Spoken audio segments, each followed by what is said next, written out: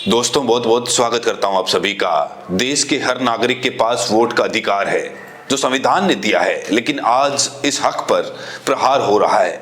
Voter list में धांधली, मनमाने ढंग से एसआईआर कर, ईवीएम में गड़बड़ी करके लोकतंत्र की आत्मा के साथ खिलवाड़ किया जा रहा है। और इसीलिए आज देश की राजधानी दिल्ली में लाखों की संख्या में लोग इकट्ठा हो चुके हैं। वोट चोरी के खिलाफ रामलीला मैदान में बड़ा आंदोलन आज होने जा रहा है। तो आखिर रामलीला मैदान में चुनाव आयोग के खिलाफ आंदोलन क्यों होने जा रहा है, ये आज हम आपको बताएंगे। वहीं पश्चिम बंगाल में जो एसआईआर हुआ है, वहां एसआईआर से ममता बनर्जी को कितना नुकसान हुआ है, टीएमसी को कितना नुकसान हुआ, ये भी आपको बताएंगे। लेकिन सबसे पहले मैं आपको एक ऐसा वीडियो दिखाने जा रहा हूं जिसे सुनकर देखकर आपको ये समझ में आ जाएगा कि चुनाव आयोग, अभी का चुनाव आयोग कितना निष्पक्ष है, जो एसआईआर की प्रक्रिया है वो कितनी निष्पक्ष है, चुनाव आयोग कितनी ईमानदारी से काम कर रहा है, एसआईआर कितना निष्पक्ष है।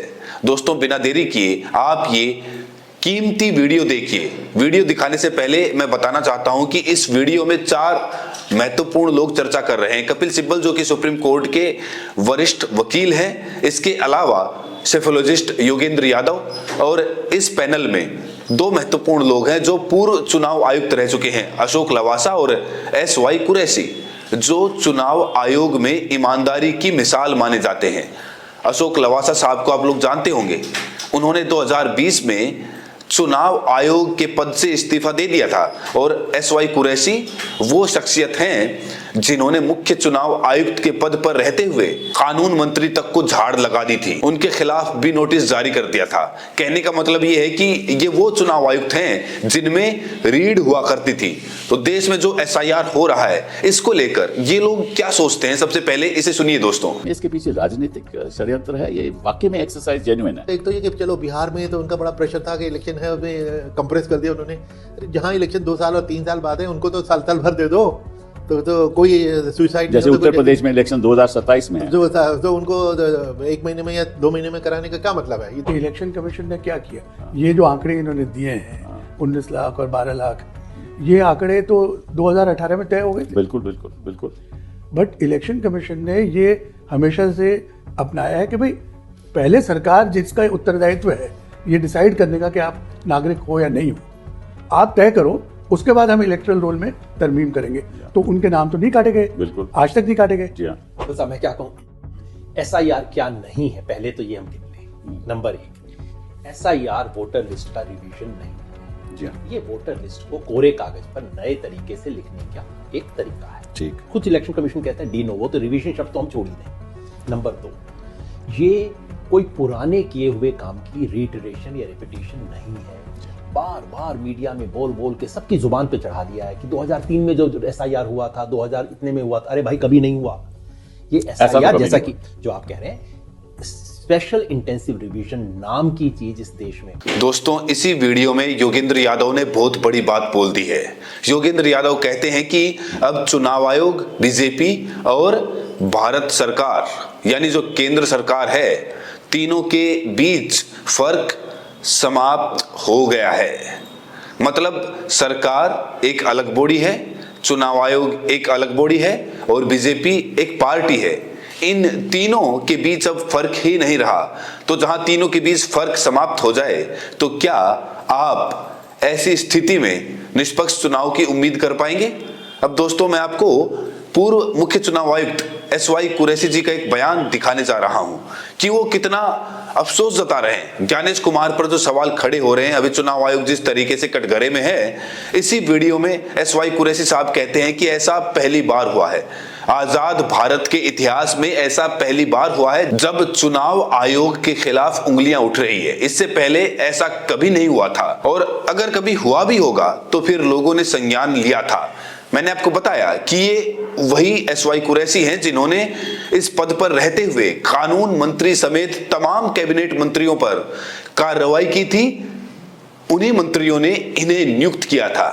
आज तो चुनाव आयुक्त का जो चयन होता है वो भी निष्पक्ष नहीं है, क्योंकि इलेक्शन कमीशन के पैनल में 3 लोग शामिल हैं, 2 सरकार के, 1 विपक्ष के नेता। तो आज की स्थिति यह है कि सरकार जिसे चाहे उसे इलेक्शन कमीशन बना सकती है, संदीप पात्रा को भी चुनाव आयुक्त बना सकती है चाहे तो अभी के मुख्य चुनाव आयुक्त ज्ञानेश कुमार कितने निष्पक्ष हैं, इसको लेकर क्या कुछ कहा है एसवाई कुरैशी ने, चुनाव आयोग को लेकर क्या चिंताएं हैं उनकी, दोस्तों ये वीडियो भी देखिए। रियलिटी है। इलेक्शन कमीशन, भारत सरकार और बीजेपी तीनों के अंदर जो बाउंड्री वॉल्स हैं कुछ लगती नहीं। आपके टाइम पे तो ऐसा नहीं था, सवाल ही नहीं पैदा होता। बल्कि मुझे तो जब ये सुनता हूँ क्रिटिसिज्म तो बड़ा दुख होता है, बड़ा ऐसा लगता है कोई मेरे मुंह पे थप्पड़ मार रहा है कि इलेक्शन कमीशन पे उंगली उठाने का तो कोई सवाल ही नहीं पैदा होता था। और इलेक्शन कमीशन की न्यूट्रलिटी के मैं ही मिसाल दे देता हूँ कि आज कल तो कहते हैं कुरैशी था, कांग्रेस का था, कोई दिखा दे मिसाल। मैंने तो 4 मंत्रियों को चार्जशीट किया कांग्रेस के, including law minister of the land, जो law ministry president, prime minister, president के दस्तखत के बाद हमारा अपॉइंटमेंट लेटर जारी तो लॉ मिनिस्ट्री करती है, हमने उसको सेंश्योर किया, उसको नहीं छोड़ा। उसके बाद भी आज के लोग जो बिल्कुल मेमोरी उनकी है नहीं, नाम देख के गाली देना है, जो इस किस्म की बकवास करते हैं। तो बहुत अफसोस और दुख की बात है कि इतनी बहादुरी से और इतनी बेशर्मी से ये हुआ चला जा रहा है और उनको कोई रोक नहीं रहा, रोक नहीं रहा, कोई रोक नहीं रहा। वो उनको दौड़ा दिया इधर से उधर, वो परेशान हो रहे हैं, BLOs पे प्रेशर के वो सुसाइड कर रहे हैं, वो सब चलता रहेगा। तो एसवाई कुरैशी जो कि पूर्व मुख्य चुनाव आयुक्त हैं, दोस्तों अब क्या ही सर्टिफिकेट दिया जाए, अब क्या ही बताया जाए कि चुनाव आयोग कितना निष्पक्ष है, जब एसवाई कुरैशी जैसी शख्सियत ये बता रहे हैं कि ऐसा कभी नहीं हुआ जो इस समय हो रहा है। तो आप समझिए कि हमारा चुनाव आयोग कितना ज्यादा निष्पक्ष है और शायद इसीलिए अब सर से पानी ऊपर उठ चुका है। देश की राजधानी दिल्ली में आज इलेक्शन कमीशन के खिलाफ एक बहुत बड़ा आंदोलन शुरू हो चुका है।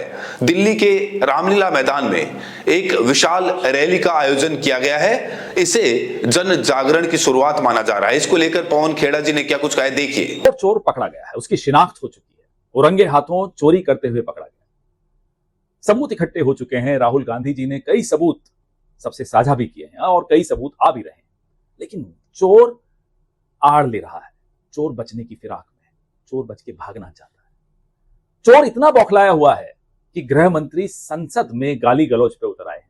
चोर इतना बौखलाया हुआ है कि प्रधानमंत्री वंदे मातरम जैसे एक पवित्र गीत पर बहस करवाने लगे, अनर्गल बहस कराने लगे। ये इन सवालों से बचने की साजिश है। जो सवाल हम चुनाव आयोग, जो ज्ञानेश कुमार गुप्ता का एक वोट रैकेट चल रहा है, उसके खिलाफ हमने जो सवाल पूछे, सवाल बड़े स्पष्ट हैं, जवाब भाजपा अपनी अपनी तरीके से दे रही है, लेकिन जवाब मिल नहीं रहे।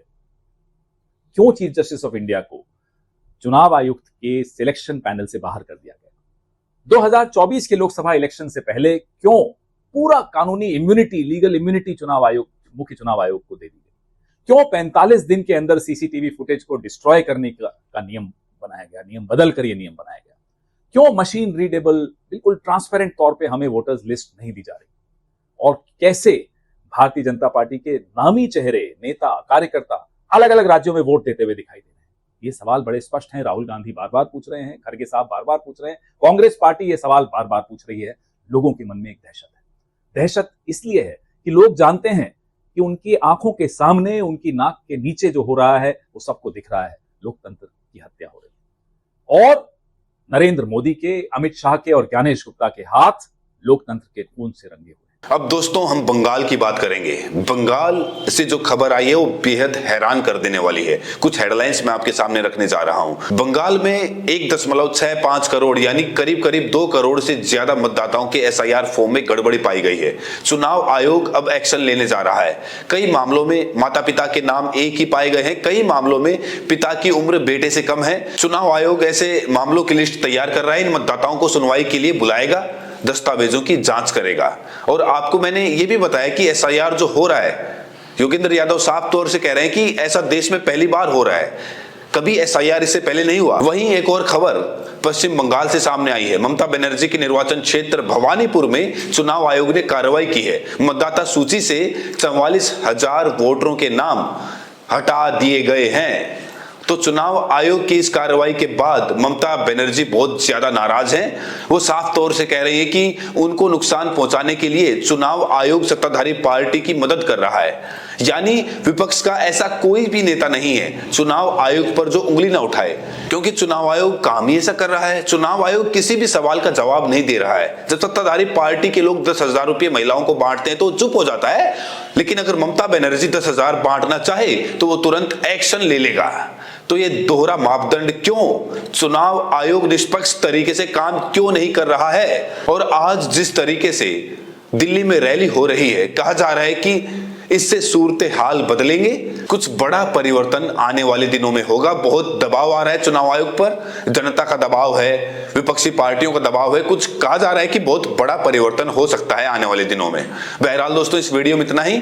SY कुरैशी, अशोक लवासा जैसे तमाम विशेषज्ञों की बातें आपने सुनी, उनकी बातों से आप लोग कितने सहमत हैं? आज जो दिल्ली में रैली हो रही है, इस रैली से क्या लगता है, सूरत हाल बदलेंगे?